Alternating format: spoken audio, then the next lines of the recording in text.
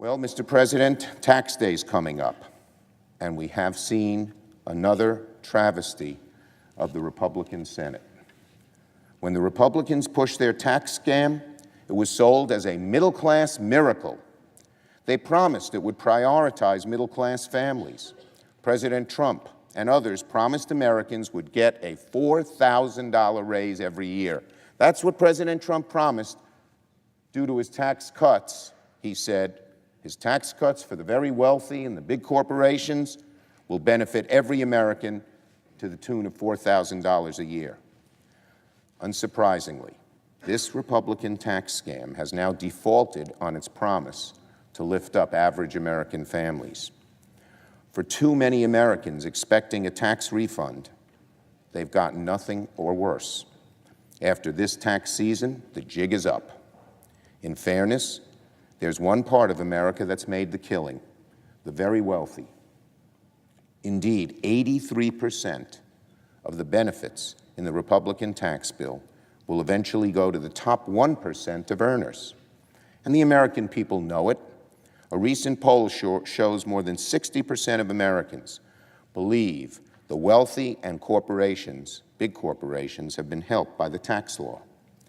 They're right. Unfortunately, corporations aren't using their windfalls as our Republican friends promised. They're not boosting worker pay by and large, or increasing benefits, or creating jobs. According to a recent survey, 84% of companies say they have not changed their plans because of the tax law. No, what are they doing with the money they got? They're spending billions in windfall on record corporate stock buybacks, not benefiting their workers, not benefiting their community, benefiting the CEOs of the corporations, because the shares generally go up, and benefiting the top 10% of America who own 85% of all the stocks. The story, unfortunately, this story doesn't end at making the rich richer. American workers are suffering, while those same corporate executives and the very wealthy shareholders cash in. Take the case of CSX, a freight rail company, spending billions of dollars on stock buybacks after benefiting from the tax law. We just heard last week CSX announced they're laying off 100 workers in Kentucky, Leader McConnell's own backyard. Not a $4,000 raise, a pink slip. You'd think with all these tax benefits, workers would benefit. Doesn't seem to be happening. And that story that happened in Kentucky can be repeated throughout the country.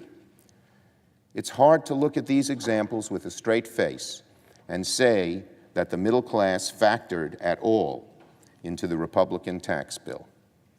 It was a trick. No trickle down, just a trick. So as Americans finish their filings this year, they'll know exactly who to blame if they see their taxes go up. They'll know who to blame if they don't get a refund or if they owe the IRS.